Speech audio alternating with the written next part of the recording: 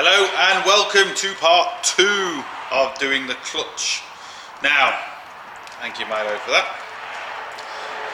As you can see, this is the gearbox and we have 1, 2, 3, 4, 5, 6, 7 bolts, and 2 of them are the starter motor bolts. And you can just see in there the cylinder. When you press the clutch, that's what basically pops in and out. We're replacing all of this, and it's the best thing to do is just replace everything. You can see there's bits of clutch in there. I don't know why I said there's a surprise in the last video. What I meant to say was I was going to show you this. Absolutely, completely blown itself up. This obviously shouldn't be moving like that. So yeah, not good. I'm not 100% sure exactly what has happened yet. I'm guessing maybe the middle of the clutch is blown out, which I've never seen before, but we'll see in a few minutes. Now what I want to touch upon, like I said in the last part, is this contraption here.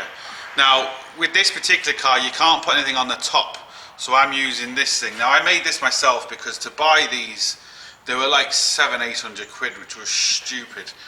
I made this, took me about an hour, and I had literally parts. I just used box section and had parts lying around. And basically the way it works is you've got 2 hooks, and it hooks onto anywhere you can really. And obviously I've got it on the cross member. And then with the 2 back legs, which hold on to the, well, again, anywhere you can, which then supports the engine. And it is, I mean, that's been there now all night and it hasn't moved. You know, it's brilliant. They are very handy. The only problem with them, the legs sticking out, you always seem to hit your head off them, and believe me, it hurts. But apart from that, it's all good.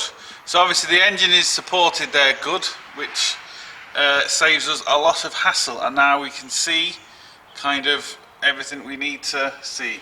But the hard part is getting it back, because I'm on my own again. It's going to be a bit of a nightmare. I have the full clutch kit and I have a branded clutch kit. What I suggest is you don't buy a cheap clutch kit. Saks, LUK, anything like that, they're good clutch kits. I've seen on the internet really cheap clutch kits. For example, I was pricing up a clutch a few months ago and it was 900 quid. And I've seen them online for like 400. You just know that they can't be any good, because there's no way they can be that sort of price difference. I would suggest only buy a proper clutch from a proper shop rather than trying to get a cheap one online, because you will just cause yourself hassle in the future. You might think you're saving money, but I can assure you you're not. So here we have what's called a 4-piece clutch, which means I've got 4 pieces. That kind of goes without saying. Just remove this for a minute. We have a brand new dual mass flywheel with new bolts. Heavy lump of a thing. We have the slave cylinder, which goes inside the gearbox, which is when you press the clutch pedal, this goes in and out, which releases or presses the clutch. Then we have the actual clutch itself. Now I think, I could be wrong, but I think maybe this has come apart, this centerpiece has come apart from the clutch. I'm not 100% sure, we'll know when we get it out. And then we have the pressure plate. So that's basically it.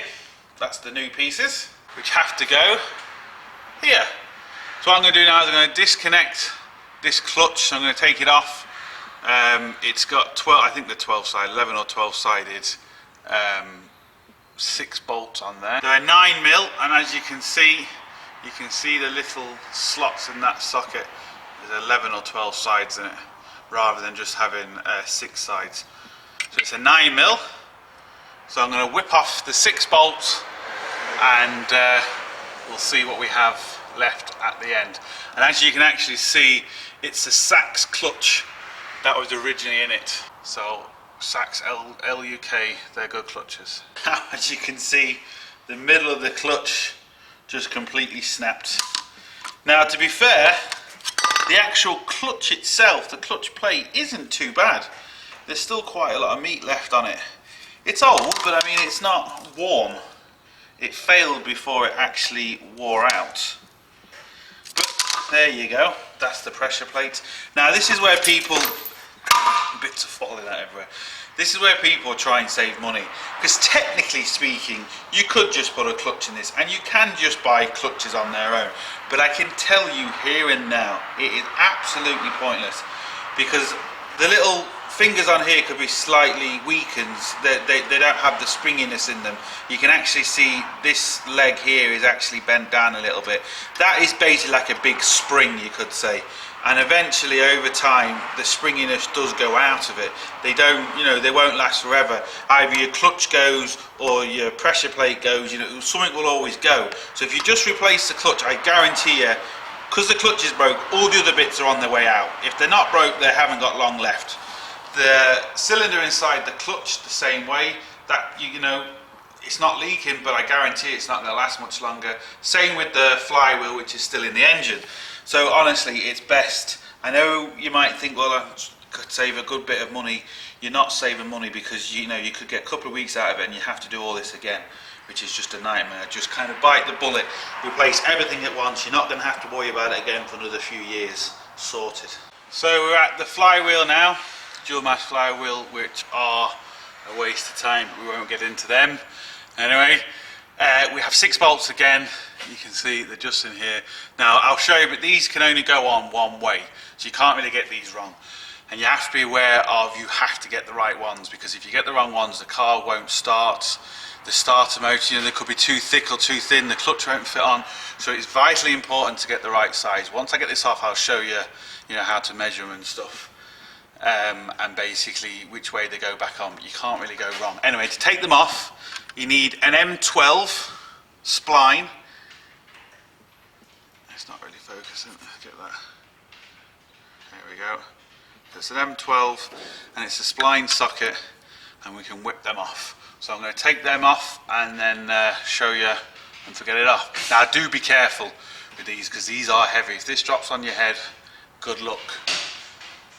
So do be very careful, especially when it's above your head like this one is. Okay, so we have the flywheel off, and what we have left behind is the oil seal here for the bottom crank. Now it's always a good thing to check this when you're here, because on a lot of cars they do leak. Now they don't particularly cause problems, but obviously just to replace that is very difficult in normal circumstances, especially if it's only leaking a little bit. You can see the ringer bolts. If that is leaking and your clutch is off, well, believe me, it's just as wild changing it now. But just give it a bit of a check. This one is fine, but it's just something to check up on. So we can see obviously the new one and the old one. Now it's very basic. Just literally line them up together. Make sure they're the same height, so the ring gear is the same, the actual clutch is the same height. So obviously the gearbox and everything will meet up to it. If you're unsure, you can get the old pressure plate and you can put it on the new one just to see if it lines up and everything working as it should. Now there is, depending on the makes, this is the same make, so okay, but sometimes they are slightly different looking. But as long as they're still the same height and everything like that, I wouldn't worry about it. I wouldn't worry about if this on a different make looks slightly different, but as long as it's all the same height, you have nothing to worry about. And as regards putting it on, and I turn it around, you can see, it might not show on camera, but basically you can see the gap between there is a lot smaller. This gap is quite big, so is that, so is that, so is that. This one here is quite small, so you can only go one way. And also you have a little locating pin here. Now, not on all cars, but now this one doesn't have it. Sometimes you do have locating pins, but again, as you can see, we have a short gap here and we have the big gaps. So it can only go in one way, so I wouldn't worry about that, at least. So what I'm going to do is I'm going to put this on with the 6 bolts, obviously give them a good tight, and yeah, we're getting there. Then we'll center the clutch and put the clutch on. These are the new bolts you get with the flywheel, and as you can see, they've already got Loctite already on them, so you don't need any Loctite, because they come with it. If you're reusing your old ones, put Loctite on, but when you get new ones, the Loctite comes with it. So just another thing you don't have to worry about. Now this is the big long bar I use, and that's the ratchet I've used just to lock this. So I wedge the bar between here, between the engine and the clutch to stop it from moving, and I tighten the last little bit with the big ratchet.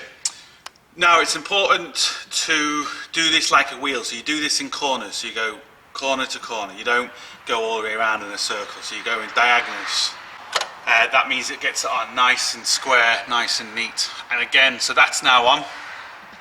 What's next is to grab the clutch and the pressure plate, line it up and put the 6 little bolts back along the outside, and then we're close to putting the gearbox back.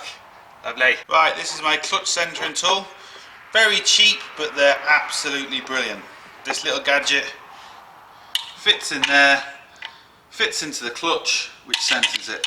So I'm just going to get all that ready, and then I'll show you. I've done videos on how to center clutches, but we'll just quickly show you again. Just before I put this clutch in, I'd just like to remind you that there is kind of a right way to put a clutch in. You can actually see it says gearbox side. So it's very important that this clutch, this side, faces towards the gearbox, just like that. So in other words, when I get my pressure plate, which is here, this is the gearbox side and this part is the engine side. We need to flip this around until the gearbox side is on the far side, and this is the side that goes on the engine then. That is important. So, I have the clutch on the pressure plate. Yeah, what do you want? What do you want? I'm busy. I'm filming. I am filming. You don't care, do you? Alright, go away. So, I have, as you can see, this is the end of the little tool. Just move that to the side. Very simple, it fits through the hole and it fits through onto the clutch. Very, very simple. And then you tighten it by these two things here. And what you need to do to make sure you get it right is you're looking for this to be in the center of the pressure plate. Now you've only got a couple of reference points. I use these little tabs here, so we've got 3, 1, 2, 3, and what you're looking for is the same gap that goes around both of them, because that means then the clutch is in the center. Because when you put the gearbox in, the spline has to go into the center of the clutch. If the clutch is off center, the bolt holes in the gearbox will not line up, and believe me, you will have a horrid time. So the better you get this in the middle, now hopefully you can see just the gaps there, here I'm talking about. That is now perfectly centered in the middle, so we should have an easier time putting the, well, not so much putting the gearbox back in, but certainly centering, so certainly getting the spline of the gearbox into the spline of the clutch. So 6 bolts, I'm going to bang this on, and then ready to put the cylinder inside the gearbox. So we have the clutch in, and as you can see, we have a big gap now between the tool and the actual fingers, because as I screwed the clutch in, I've compressed the springs, which then basically seats the clutch. And when you press the clutch, you release the tension on the springs, which stops the clutch from spinning, well, stops the engine and gearbox spinning together, and that's how you change gear. That's essentially how it works. Again, you need to tighten these diagonals as well. Now, there is 3 little lugs. There's a lug, 1, 2, 3, where these sit on, and then the holes line up. It just makes it a lot easier. As you can see now, all I'm going to do is literally just unscrew the top one, because that's just locked it in, and this should then just pop out, which it does. Now, I can't see, oh, that's in the way, but that now should be, I can't quite see, in the centre. It might not look like it there because I might not be directly in the centre of it, but believe me, it's in the centre. So, I've done the same thing again, put the bar in just to give them a little bit of a squeeze. So now I'm onto the gearbox. Now this will just give you some idea what a dual mass flywheel actually does. As you can see, it moves. Now it'll move both ways, and it kind of is on like a little spring. Now in a sense, essentially they're for smooth gear changes, but the problem is they don't take a lot of abuse, so you can break them quite easily. But they do allow smoother gear change. But if you're just slow enough, rather than trying to bang the clutch, well then you can get smooth gear changes anyway. But the reason most people don't like them is because the price of them for a start, and they just don't take a lot of abuse. If you were spinning your wheels a lot or something like that, even though I know you're not supposed to do that, but hey ho, we all do it. They just don't particularly last very long. So that's what they essentially do. They're basically just kind of a big spring. So we've got 3 bolts, 1, 2, 3. Now you have to be careful, not particularly with the old one, but with the new one. You do not press down on this with the new one, even though these do press down. You don't press it, you just leave it. And be careful that before you actually start tightening the ring of bolts, make sure it's seated down fully, because they sometimes look like they are, and you can just literally screw this and you can snap the little leg off, which then obviously you have to buy a new one. So you have to be kind of careful with these things. And as you can see, moving on from here, we don't get this with the new one, so we have to take this. We've already disconnected this one from the car. We can take this one off, so it's just a little screwdriver, just wedge it out there, so pull it halfway out, and then literally this should just pull out. But I'm struggling because I'm trying to hold the camera and pull it out at the same time. But that should essentially, maybe just full of crap. Anyway, you get the idea. I'm going to turn the camera off. I'm going to take these 3 bolts out, take that out, and yeah, put the new one in. Now we're in a bit of trouble. The little clip I'd taken off here, when I completely removed it, half it was missing, and this was all full of crap in here, so it's just basically snapped. And I can see the little leg, not able to see it, but basically the little leg is caught in here, so it won't release that, and without taking off that I can't take out the bearing. So, and the other problem is I haven't got another clip, I don't think. I've been messing around with this for about 10 minutes and still can't get it off. So just be aware that, you know, these sort of things can happen, and when they do, so a little clip now could hold me up, which is a nightmare. So I'm going to keep trying to get this off and see what I can do about this clip. Now luckily enough, I actually had one. This was the bit that was left, that was stuck in it, that wouldn't allow me to come out. This is my new clip, which is here, and as you can see, well, you might not be able to see. See if I turn the light on, see if you can see in there now. No, you can't really see, but basically you can just see the little gold ends, but that's the clip there that goes through there. Now I've only got one, so I hope I don't have a problem with the other one, because if I do, I'm in trouble. So this is the new slave cylinder and bearing. There's a little bearing in there. Now don't push that down, whatever you do, don't push that down, and that's the connection that goes into there. But before we do that, we just basically need to slot it. I'm trying to do this on camera, isn't easy. Now, like I said, what you want to make sure is that it's definitely seated flat, because if it's not, you can start screwing it and you can break them little collars off, and then you're in serious trouble. This then just literally slots into here, which clips into there, which does that sorted. So I'm going to put them 3 9mm bolts back, clip that on, and we're ready to rock and roll. So 3 bolts in there, and this clip back in. Just push the clip in, push that home, simple as that. Nice tight fit. Now they can move that way, that's not a problem. It's because there's a little O-ring in there which seals it, so don't worry about that. So now it's just literally a case of putting that back up there, which is going to be a nightmare on my own, but hey ho, there we go. So I'm going to call this for part 2. So look, hope it helps, thumbs up and subscribe, and don't forget, get your hands dirty. See you for the next one.